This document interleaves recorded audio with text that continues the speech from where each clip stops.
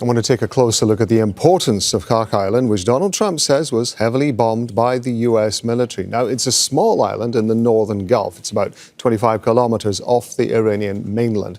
The island is the main hub for oil exports, handling around 90 to 95% of Iran's crude shipments to global markets. Oil from inland fields is transported through pipelines to the island, where it's stored in large facilities before being loaded onto tankers. Kharg has a major advantage. It's got deep waters close to shore, allowing large tankers to dock. It's also got its own airport to bring in workers and supplies. Well, joining me in the studio is Zeidon Alkinani. He's a Middle East politics lecturer at Georgetown University here in Qatar. Very good to have you with us on Al Jazeera. I want to talk about the importance of Kharg Island. What do you suggest Donald Trump's intentions could be towards the island, given the fact he's made the point that he has ostensibly hit the military installations, but he's not touching the oil installations yet? It's a next stage development, given that the Kharg island was ignored in the first 2 weeks of the war.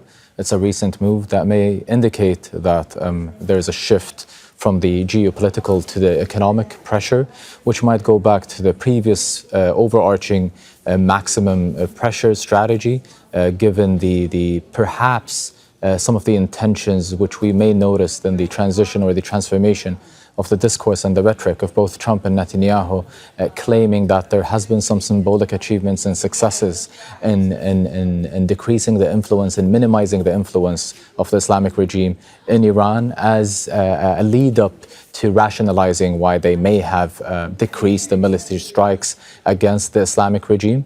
It may also be a way to further pressure the regime in Iran economically in the lead up to taking a step back geopolitically and militarily, perhaps waiting for the destruction and the dismantling of the Islamic regime in itself. Kharg Island and the oil facilities there is, as we previously discussed, the lifeline of the Iranian economy.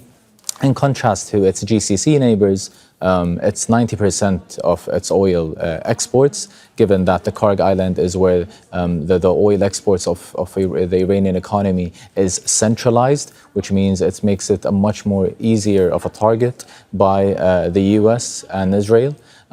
We also have to relate it to the overarching picture of the economic and the political issues coming from the conversations regarding the Strait of Hormuz, where the US and its allies believes that Iran has been using it or monopolizing it for its own political and economic leverage in this conflict.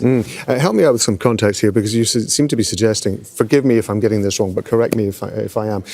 You seem to be suggesting that this is another incremental step that the US is taking particularly in order to allow it to be able to back off and say we have leverage with this now. We have leverage in terms of the leadership of Iran.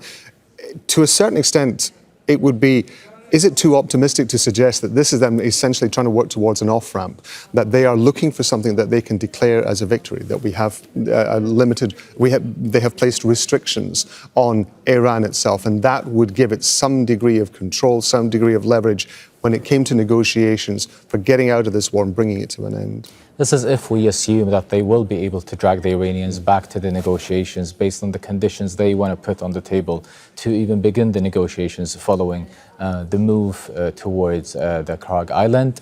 One cannot deny that Iran has been arguably targeting US interests and bases in the region, but also included civilian infrastructure and resources infrastructure within the GCC. This might even push Iran to further target the energy and oil bases in the region, which it already did prior to this move by the US. Now, one could imagine that this is a shift.